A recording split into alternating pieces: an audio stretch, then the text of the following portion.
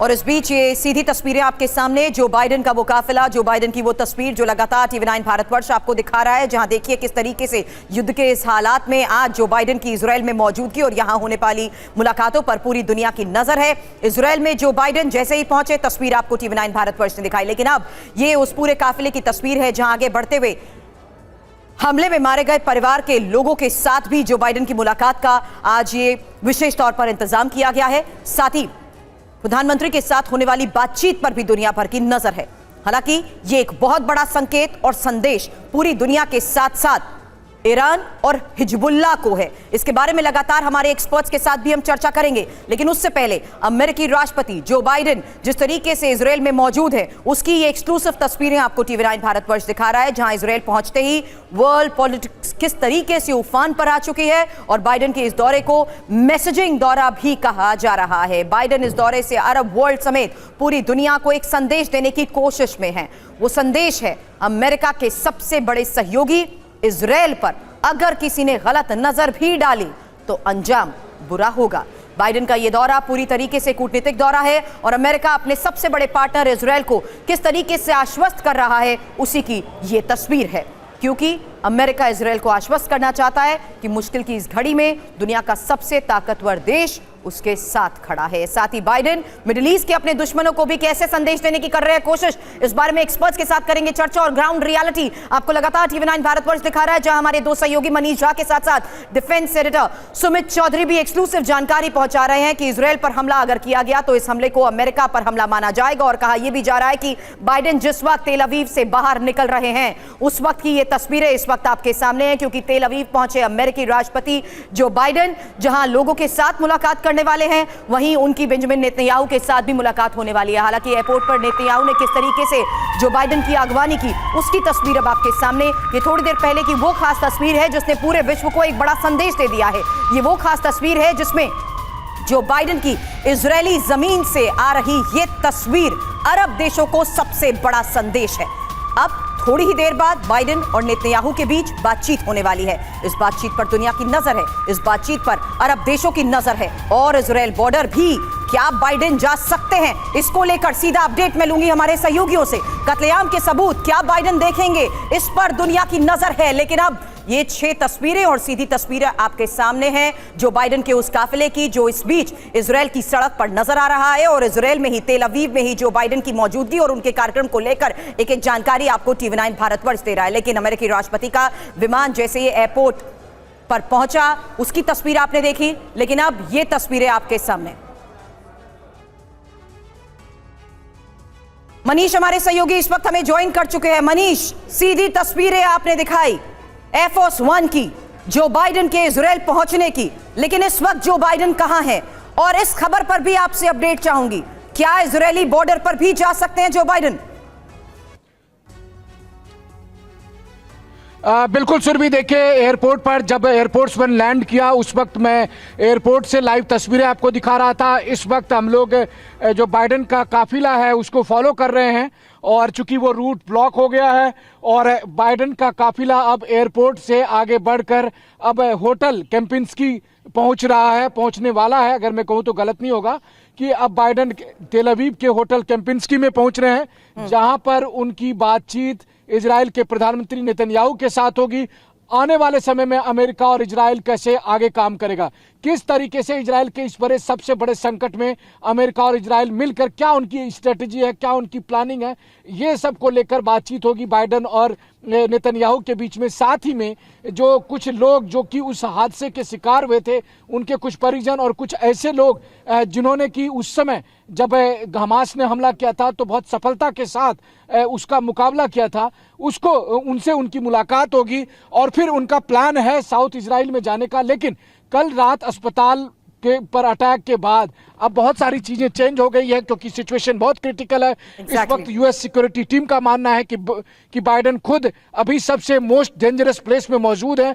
आप मुझे अभी गाड़ी में देख रही हैं, मैं खुद उनकी काफिले को फॉलो कर रहा था और इस वक्त अगर मैं आपको कहूं तो जो जिस तरह से इंडिया में आपको रूट लगता है, कोई वीवीआईपी रूट लगता है, उसी तरह से जो रूट लगे थे उसकी वजह से जो ट्रैफिक है वो अभी होल्ड है और वो ट्रैफिक होल्ड किया हुआ आप देख भी पा रही होंगी। तो कहने का मतलब यह है कि देखिए बाइडेन इस वक्त इजराइल में है, इस वक्त इजराइल को अपने सबसे बड़े और सबसे भरोसेमंद दोस्त की जरूरत थी। बाइडेन इस वक्त वहां पर मौजूद है। सवाल यह है कि बाइडेन यहां आकर मनीष, एक्सक्लूसिव तस्वीरें आपने हम तक पहुंचाई हैं, वो खास 4 तस्वीरें भी मैं यहां पर दिखाना चाहूंगी जिसको लेकर लगातार हम आपसे चर्चा कर रहे हैं। लेकिन अमेरिकी राष्ट्रपति का विमान एयरफोर्स 1 करीब 1:24 का वो वक्त था जब तेल अवीव के आसमान पर मंडराता हुआ नजर आया। करीब 1:30 पर एयरफोर्स 1 की एयरपोर्ट पर लैंडिंग की तस्वीर और उसके 5 मिनट बाद जो बाइडेन विमान से उतरते नजर आए। जो बाइडेन की अगवानी के लिए खुद इजरायली पीएम बेंजामिन नेतन्याहू यहां पर थे। दोनों नेता गले मिले, दोनों के बीच छोटी सी बातचीत हुई है। लेकिन हमारे सहयोगी मनीष लगातार हमें जानकारी दे रहे हैं। 2 बड़ी बातें उन्होंने बताई जहां अब ऑफिशियली दोनों के बीच बैठकर बातचीत होने वाली है। एक महत्वपूर्ण बैठक होने वाली है जो बाइडेन और इजरायली प्रधानमंत्री बेंजामिन नेतन्याहू के बीच। दूसरी महत्वपूर्ण बात, जो हमले में मारे गए लोग हैं उनके परिजनों के साथ जो बाइडेन की हो सकती है मुलाकात। और महत्वपूर्ण यह है कि अब पिछले 24 घंटे में जिस तरीके से हालात बिगड़े हैं उसको देखते हुए इस खबर पर फिलहाल अभी साफ तौर पर बात सामने नहीं आ रही कि कत्लेआम के सबूत दिखाने के लिए क्या जो बाइडेन को इजरायली बॉर्डर भी ले जाया जाएगा या नहीं। ये 4 बड़ी तस्वीरें और इन 4 बड़ी तस्वीरों के जरिए दुनिया को किस तरीके का बड़ा संदेश दिया जा रहा है, इसके बारे में एक्सपर्ट्स के साथ हम चर्चा करेंगे। और इस बीच बता दूं आपको, मेजर जनरल रिटायर्ड जीजी द्विवेदी सर रक्षा विश्लेषक के तौर पर इस वक्त हमें ज्वाइन कर चुके हैं। कमांडर अतुल भारद्वाज सर रक्षा विशेषज्ञ हमारे साथ हैं। Mahesh Sachdev sir foreign expert हमारे साथ हैं और कैप्टन सिकंदर रिजवी रक्षा विशेषज्ञ इस वक्त हमारे साथ हैं। रिजवी सर, शुरुआत से पहले ही हम चर्चा कर रहे थे, समझना सबसे पहले यही चाहूंगी, ये तस्वीर, ये मुलाकात क्यों इतनी इंपॉर्टेंट हो जाती है और इजरायली जमीन पर जो बाइडेन का ये संदेश, क्या कोई ऐलान संभव है? द्विवेदी सर, देखिए युद्ध में 2 पहलू होते हैं, एक पॉलिटिकल और एक मिलिट्री। Exactly. ये आप तस्वीर देख रहे हैं, ये पॉलिटिकल मैसेजिंग है कि हम अपने एलाई पार्टनर के साथ खड़े हैं और ये बहुत ही अहम मैसेज है क्योंकि इससे दुनिया को पता लगता है कि इजराइल और अमेरिका के बीच में रिश्ते कितने गूढ़े हैं। दूसरा है मिलिट्री, उन्होंने अपने 2 एयरक्राफ्ट कैरियर ले आए हैं, 2000 मेरीन फोर्सेस जो top of the line forces है वो भी तैयार है। तो इसमें हमें 3 चीज़ें देखनी है। सबसे पहले ये बातचीत में होगा कि किस हद तक इजराइल को गाजा के अंदर जाना चाहिए, नहीं जाना चाहिए, क्योंकि अमेरिका के हित में नहीं है कि वो ज़्यादा इसमें उलझे, क्योंकि उसकी और भी फ्रंट है, चाइना फ्रंट है, यूक्रेन फ्रंट है, तो वो चाहेगा कि युद्ध किसी न किसी तरह इसको थोड़ा सा ठंडा किया जाए या तापमान को नीचे किया जाए।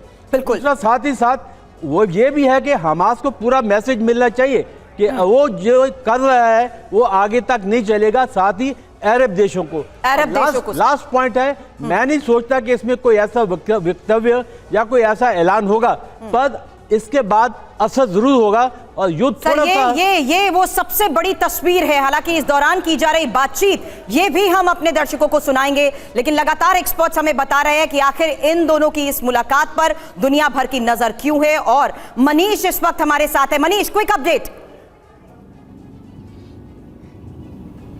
बिल्कुल सुरभि, मैं एक अपडेट दे दूं कि राष्ट्रपति बाइडेन अब तेल अवीव के केम्पिंस्की होटल पहुंच चुके हैं। खुद इजराइल के प्रधानमंत्री बेंजामिन नेतन्याहू और इजराइल के राष्ट्रपति दोनों उनके साथ गए थे और अब केम्पिंस्की होटल में, यानी कि वहीं पर उन दोनों नेताओं की और कहें तो इजराइल और अमेरिका के टॉप लीडर्स की जो बातचीत होगी। देखिए साफ तौर पर तो ये क्लियर है कि हमास को कोई तस्वीर हम दिखा रहे हैं, मैं सुनने की कोशिश करती हूं क्योंकि जिस कागज को देखते हुए इस वक्त बेंजामिन नेतन्याहू कुछ कह रहे हैं वो सुनना बहुत जरूरी है।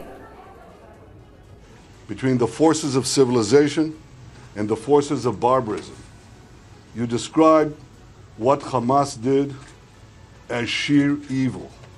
It is exactly that. Hamas murdered children in front of their parents and parents in front of their children. They burnt people alive. They raped and murdered women. And the forces of barbarism. You describe what Hamas did as sheer evil. It is exactly that. Hamas murdered children in front of their parents and parents in front of their children. They burnt people alive. They raped and murdered women. They beheaded soldiers. They searched for the secret hiding places where parents hid their children. And just imagine, Mr. President, the fear and the panic of those little children in their last moments as the monsters discovered, found out their hiding places. Hamas kidnapped women, children, elderly, Holocaust survivors. I know you share our outrage on this, and I know you share our determination to bring these people back. On October 7th, Hamas murdered 1,400 Israelis, maybe more. This is in a country of fewer than 10 million people. This would be equivalent to over 50,000 Americans murdered in a single day. That's 29 11s. That is why October 7th is another day that will live in infamy. Mr. President, you rightly said that Hamas is worse than ISIS. The German chancellor who visited here yesterday said that Hamas were the new Nazis. You're both right.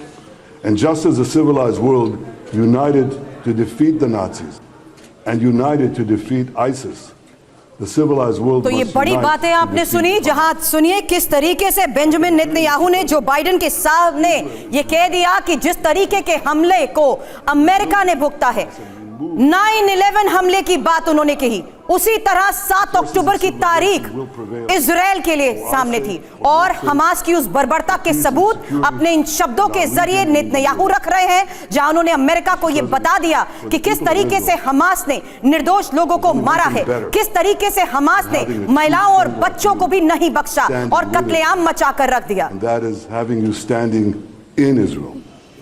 Your visit here is the first visit of an American president in Israel at a time of war. It is deeply, deeply moving. It speaks to the depth of your personal commitment to Israel. It speaks to the depth of your personal commitment to the future of the Jewish people and the one and only Jewish state. Personal commitment जो America का सबसे बड़ा सहयोग और समर्थन रहा है, उसके बारे में बेंजामिन नेतन्याहू कह रहे हैं और इजराइल के साथ जिस मजबूती के साथ अमेरिका खड़ा है उसका शुक्रिया अदा कर रहे हैं। And always. Mr. Prime Minister, thank you very much. Look, folks, I wanted to be here today for a simple reason. I want the people of Israel, the people of the world, to know where the United States stands. I've had my great Secretary of State here. He's been here for a lot. But I wanted to personally come and make that clear. Terrorist group Hamas has slaughtered, as has been pointed out, over 1,300 people. And it's not hyperbole, it's just slaughtered. And including 31 Americans as part of that. And they've taken scores of people hostage, including children.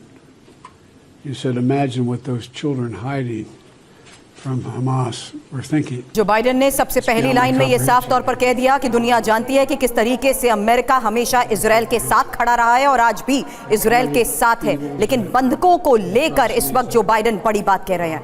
Make ISIS look somewhat more rational. You know, Americans are grieving with you. They really are. And Americans are worried. Americans are worried because we know this is not an easy field to navigate. Joe Biden ने कहा कि वो निजी तौर पर यहाँ आना चाहते थे क्योंकि चिंता लगातार अमेरिका की भी बढ़ती जा रही है, बंधकों को छुड़ाना हमारी प्राथमिकता है। As they respond to these attacks, it seems to me that have to continue to ensure that you have what you need to defend yourselves, and we're going to make sure that occurs, as you know. And we have to also bear in mind that Hamas does not represent all the Palestinian people, and it has brought them only suffering. You know, years ago I asked the Secretary of State when he and I were working in the Senate to write something for him, and he said he wrote a line that Joe Biden ने कहा कि Israel के पास इतनी ताकत है कि वो अपने युद्ध के इस हालात में उसकी सभी जरूरत और अपनी जमीन की रक्षा और अपने लोगों की रक्षा करने के लिए वो पूरी तरीके से प्रतिबद्ध है। I was deeply saddened and outraged by the explosion at the hospital in Gaza yesterday. And based on what I've seen, it appears as though it was done by the other team, not you. But there's a lot of people out there not sure. So we've got to overcome a lot of things. and also means encouraging life-saving capacity to help the Palestinians who are innocent, caught in the middle of this. And well, at any rate, that's who we are. Not just me, but I mean that's who the United States is. And जो Biden इस it's just वक्त not the जिक्र कर example रहे of हैं power, it's the power example यहाँ हुई कत्लेआम का, is important. The और world's looking. एक बार फिर से जो बाइडन ने दोहराया कि इजराइल को जिस तरीके की मदद की जरूरत होगी अमेरिका उसका साथ देगा. And other democracies, and they're looking to see what we're going to do. So, Mr. Prime Minister, I'm very happy to be back in Israel with you. Thank you for having me, and I'm looking forward to having a thorough discussion about where everybody goes from here. But thank you, and I want to say to the people of Israel, their courage, their commitment, their bravery is stunning. It's really stunning. I'm proud to be here. Thank you. लोगों को संदेश देते हुए Joe Biden ने कह दिया, I am proud to be here. मैं यहां निजी तौर पर तो आना चाहता था, लेकिन यहां एक बार फिर से आकर मैं ये साफ कहना चाहता हूं और इजराइल के लोगों को भी ये बताना चाहता हूं कि अमेरिका हर हालात में इजराइल के साथ है. रिजवी सर, यहां बैठकर इजराइल की जमीन पर बैठकर ये कितना बड़ा संदेश ना सिर्फ इजराइल के लोगों के लिए बल्कि ईरान के लिए, लेबनान के लिए, उन तमाम अरब देशों के लिए जो बाइडेन का ये कहना क्या मतलब निकलता है? देखिए, अमेरिका की पहले भी पॉलिसी रही है, इजराइल को सपोर्ट करते रहा है, और बाइडेन साहब का यहाँ पर आना ये संदेश अरब वर्ल्ड के साथ साथ उन कंट्रीज़ को भी जा रहा है, जैसे चाइना है, रशिया है, उनको भी जा रहा है कि इजराइल के हम साथ खड़े हैं और हर तरह की हम मदद करेंगे. और ये संदेश जो है वहाँ पे इस हालात में इनका पहुँचना, ये आपको लग रहा है कि इसके बाद होगा क्या? देखिए रिजवी सर, एक मिनट के लिए आपको रोकना चाहूंगी. मनीष क्योंकि ग्राउंड पर मौजूद है, वो एक क्विक अपडेट हमें देना चाहते हैं. Over to you Manish. Surbhi, इस वक्त की सबसे बड़ी खबर, दुनिया की सबसे बड़ी खबर कि अस्पताल पर अटैक को लेकर अमेरिका ने इजराइल को क्लीन चिट दी है. राष्ट्रपति जो बाइडेन ने बेंजामिन नेतन्याहू के सामने साफ तौर पर कहा कि अस्पताल पर जो अटैक हुआ है ये साफ प्रतीत होता है कि वो आप लोगों ने नहीं किया है, बल्कि दूसरी टीम यानी दूसरा पक्ष यानी हमास और उसके सहयोगी संगठनों ने किया है. इसका मतलब यह है कि जो एविडेंस इजराइल के पास थे, जो एविडेंस पेंटागन के पास थे, और वो सारा एविडेंस राष्ट्रपति बाइडेन को ब्रीफ किया गया था और उससे वो कन्विंस थे. अमेरिका कन्विंस है इस बात से कि इजराइल ने अपने रॉकेट से अस्पताल पर अटैक नहीं किया है, बल्कि हमास ने और हमास के सहयोगी इस्लामिक जिहाद ने रॉकेट से हमला किया है. और इसीलिए इजराइल की धरती पर उतरकर तेल अवीव में सबसे पहला स्टेटमेंट जो बाइडेन ने दिया है वो अरब देशों को यही दिया है कि अस्पताल पर इजराइल ने हमला नहीं किया. इस बात से वो कन्विंस हैं, इस बात से वो सहमत हैं कि ये हमला दूसरी टीम ने किया है, जो सबूत बताते हैं साफ तौर पर अमेरिका न सिर्फ इस वक्त इजराइल के साथ है, बल्कि पूरी दुनिया में जिस तरीके से इजराइल को कटघरे में खड़ा किया जा रहा था, इस वक्त जो बाइडेन ने अपना ये बयान देकर बता दिया कि अमेरिका अस्पताल पर हुए हमले को, जिसमें सैकड़ों लोगों की जान गई है, उसे लेकर मानता है कि इसमें इजराइल दोषी नहीं है, इसमें हमास और उसके सहयोगी इस्लामिक जिहाद दोषी है. तो कुल मिलाकर 1 दर्जन से अधिक देशों में आज की तारीख में जो विरोध प्रदर्शन हो रहे हैं, Israel embassy, American embassy, American military, Manish, आपकी बात के बीच एक लाइन में पढ़ना चाहती हूं जो नेतन्याहू ने कही. जो बाइडेन के बोलने से पहले उन्होंने कहा, मैं शुक्रिया अदा करना चाहता हूं जो बाइडेन के उस सहयोग का, with the tools we need to defend ourselves and the clear message you have sent to our enemies not to test our resolve.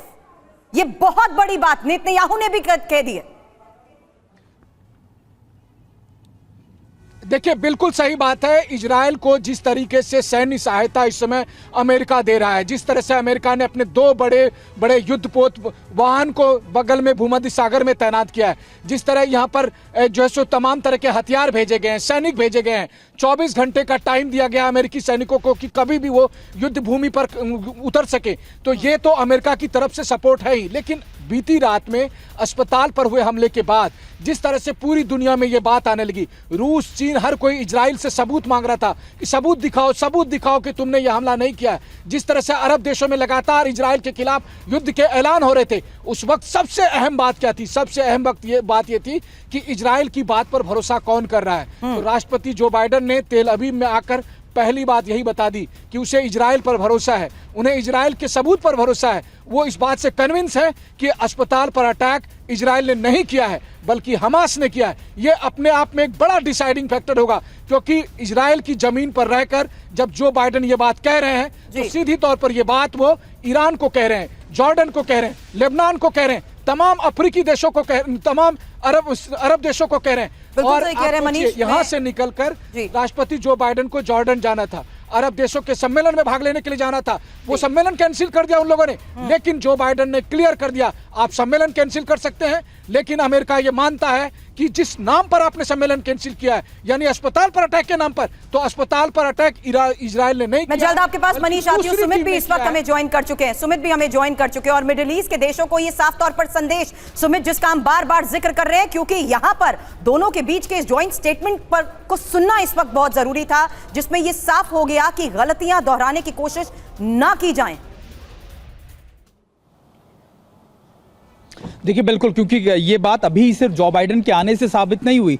कल इस पूरे अटैक के 1 घंटे के बाद ही पेंटागन की तरफ से औपचारिक रूप से, आधिकारिक रूप से ये बयान आ गया था कि ये बात सही है कि उस हॉस्पिटल के अंदर कमांड एंड कंट्रोल सेंटर बनाया गया था हमास का, और लगातार हमास की तरफ से ह्यूमन शील्ड का इस्तेमाल किया जा रहा है और हमास ने ही लगातार ये फायर किया। तो तभी तय हो गया था कि देखिए अमेरिका ने ये स्टैंड, ये सपोर्ट इजराइल को दे दिया है। अभी जब वो यहाँ पहुंचे हैं तो ना सिर्फ इसको आप सॉलिडारिटी कहेंगे, ना सिर्फ आप इसको कमिटमेंट कहेंगे, बल्कि एक सिक्योरिटी भी है अब इजराइल के लिए। क्योंकि उन्होंने कहा, देखिए बाइडेन की बात सुनिए, उन्होंने कहा कि मैं खुद आना चाहता था, देखना चाहता था पर्सनली भी, और देखना चाहता था कि आखिरकार क्या कुछ एट्रोसिटीज हुई है। तो आप ये मान के चलिए कि अमेरिका अब ये पूरी दुनिया को संदेश देने आया है कि इजराइल का स्टैंड बिल्कुल क्लियर है। इजराइल जो लगातार कर रहा है, भले ही उसमें वॉर क्राइम्स को लेकर जरूर उस पर सवाल खड़े कर रहे हो, लेकिन इजराइल ने अपनी सिक्योरिटी के लिए, अपने लोगों के लिए इन ऑपरेशन को अंजाम दिया। और अगर आप मानिए कि अब सिर्फ दोनों के बीच में ये सॉलिडारिटी पोस्चरिंग नहीं होगी, सॉलिडारिटी पोस्चरिंग के साथ साथ दोनों के इंटेलिजेंस शेयरिंग, मैं बार बार कह रहा हूं कि इंटेलिजेंस शेयरिंग का मतलब है कि अब अमेरिका के सैटेलाइट इमेजेस के मौजूद लगातार ये जानकारियां साझा करेंगे कि कहां पर हमास के पिन पॉइंटेड लोकेशंस। आपको याद होगा कि अमेरिका ने ऐसे सारे सैटेलाइट इमेजेस भारत के साथ भी साझा किए थे 2020 के अंदर, जब हमारे साथ कई चीजें हुई थी। तो ऐसे इंटेलिजेंस इनपुट को साझा करना, ऐसे सर्वेलेंस इक्विपमेंट को साझा करना, इसे कहते हैं Sumit read between the lines. क्योंकि आपने उस बात को यहां पर कह दिया जिस पर मैं एक्सपर्ट्स के साथ चर्चा भी करना चाहती थी, जहां पर जो बाइडेन के सामने नेतन्याहू ने कहा कि Biden has sent to back up with those words with action, यानी उन तमाम सबूत हमास के खिलाफ जो रखने की अभी तक बात कही जा रही थी, वो अब अमेरिका करता आया है। और यहां पर रिजवी सर अपनी बात को आप कंप्लीट करें, क्योंकि बंधकों को छुड़ाने की बात भले ही बार बार कही जा रही है, लेकिन इस बातचीत के बाद अब यह साफ हो जाएगा कि इजराइल आगे किस मंशा के साथ, किस प्लान ऑफ एक्शन के साथ बढ़ने वाला है। यह बात भी जो बाइडेन को बता दी जाएगी। देखिए, ये जो हमला हुआ है बाइडेन साहब की विजिट के टाइम पे हुआ है। मैं अभी थोड़ी देर पहले इस बात को मैं कह चुका हूं। इसके पीछे कौन सी ताकतें हैं, क्योंकि हमास का तो बुरा हाल हो चुका है। या तो हमास के ही लड़ाके हो सकते हैं, या नॉर्थ कोरियन भी हो सकते हैं, हो सकता है चाइना का भी इसके अंदर रोल हो कि बाइडेन की विजिट को फेल किया जाए। अगर ये इनका जॉर्डन जाने का प्रोग्राम था, जाहिर है कि ये इतना बड़ा हादसा हो गया है और वहाँ पर बच्चों की जानें गई हैं, वहाँ पे औरतों की जानें गई, हॉस्पिटल में हमला होना ये बहुत ही दर्दनाक है, ख़तरनाक है, अच्छा नहीं है, और जो मौत होती है बहुत बुरी है।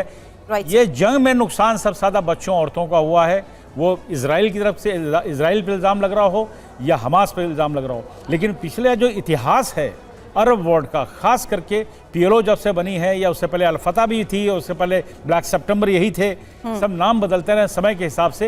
इन्होंने इस तरह के कई बार एक्शन ऐसे किए हैं जिससे अरब वर्ल्ड भी नाराज हुआ था। सऊदी अरेबिया भी इनसे नाराज था, पीएलओ से, उनसे लिबरेशन से, अल-फतह से भी नाराज था, क्योंकि इस तरह की हरकतें इन्होंने कई बार करी, अपनों को मारा है हमदर्दी हासिल करने के लिए। तो मैं ये नहीं कह रहा हूँ कि इस हादसे में भी ऐसा हो सकता है, लेकिन संदेशा यही है, ये संदेशा है बाइडेन का दिया हुआ कि हम इजराइल के साथ हैं, अब हरकत करोगे तो अमेरिका पूरी तरह से इनके साथ है।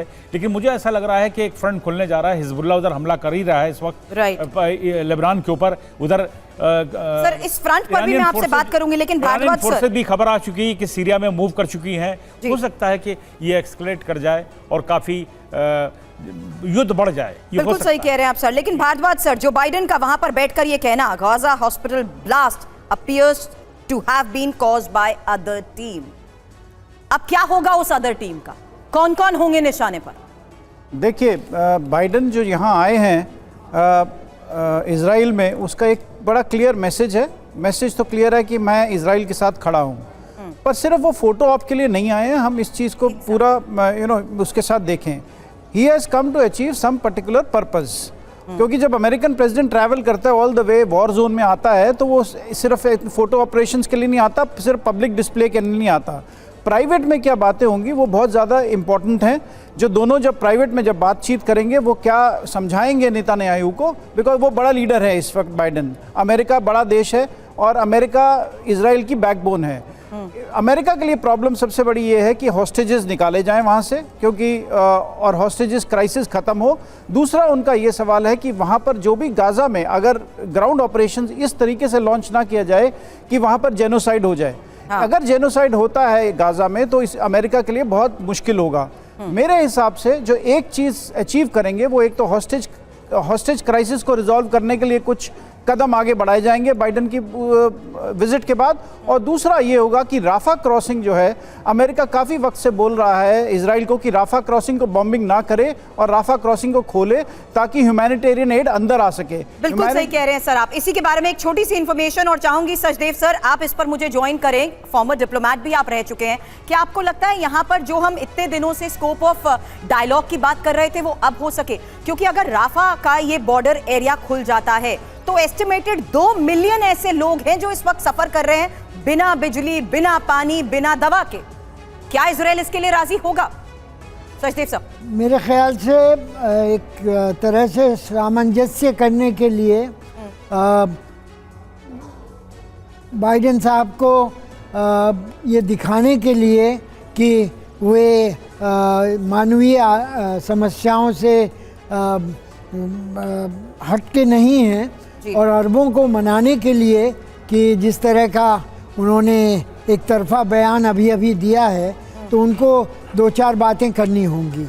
अगर जॉर्डन में मीटिंग होती तो अच्छा होता कि उस दौरान वो ये सब कहते, पर अभी उनको मेरे ख्याल से ये दिखाना होगा कि रफा बॉर्डर खोला जाए, ह्यूमैनिटेरियन रिलीफ लाई जाए और एक निष्पक्ष इंक्वायरी हो अहली हॉस्पिटल की बॉम्बिंग के बारे में। सर ये तो कैमरे के सामने की बातचीत है, लेकिन मनीष एक क्विक रिएक्शन इस बारे में भी आपसे चाहूंगी, क्योंकि अगर जो बाइडेन को ये याद दिलाया जाता है इस जॉइंट स्टेटमेंट में कि 9/11 हमले के बाद एक ऐसी बर्बरता जिसमें 7 अक्टूबर की तारीख इजराइल के लिए दर्ज हो चुकी है, ये साफ ये संदेश है कि 9/11 के बाद जो अमेरिका का रुख था वैसा ही रुख अब इजराइल का भी रहने वाला है। देखिए 9/11 के बाद क्या हुआ था, उस समय के तत्कालीन राष्ट्रपति जॉर्ज बुश ने यही कहा था कि हम आतंक के खिलाफ युद्ध कर रहे हैं, या तो आप हमारे साथ हैं या आप हमारे साथ नहीं हैं, तो हमारे दुश्मन हैं।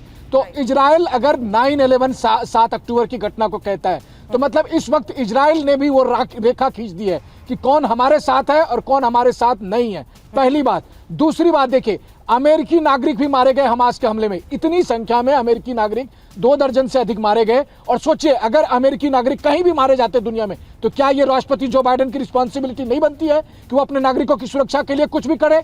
अमेरिकी नागरिक आज की तारीख में बंधक है। गाजा पट्टी में 600 के करीब अमेरिकी नागरिक हैं जो कि पैलेस्टाइन मूल के हैं और वो भी वहां पर है, उनकी सुरक्षित रिहाई करानी है। ये बात सच है कि बंधकों की रिहाई होनी है, उम्मीद भी यही की जा रही थी कि बाइडेन के आने के बाद सबसे पहला काम होगा बंधकों की रिहाई का। लेकिन इस बीच में रात में अस्पताल में अटैक हुआ, अस्पताल में अटैक करके एक ऐसी अंतर्राष्ट्रीय साजिश के तहत एक ऐसी स्थिति बनाई गई है जिसके बाद बहुत कुछ चीजें बदल जाएगी। अब आप बिल्कुल सही कह रहे हैं मनीष, मैं जल्द आपके पास लौटती हूं, वक्त की कमी है। लेकिन इस बीच हमास की उस बर्बरता की बात इस जॉइंट स्टेटमेंट में भी नेतन्याहू की तरफ से कही गई, जिसमें उन्होंने बताया कि किस तरीके से हमास ने बर्बरता की है, लोगों को जिंदा जला दिया, किडनैप किया, छोटे छोटे बच्चों को टारगेट किया और बताया कि फिलहाल 1400 लोगों की मौत हो चुकी है और यह संख्या बढ़ भी सकती है। लेकिन इस बीच वॉर के वक्त नेतन्याहू ने कहा first ever war time visit bye US leader, और जिसको लेकर धन्यवाद भी जताया गया और अमेरिका के सहयोग का बड़ा संदेश नेतन्याहू ने भी दे दिया है।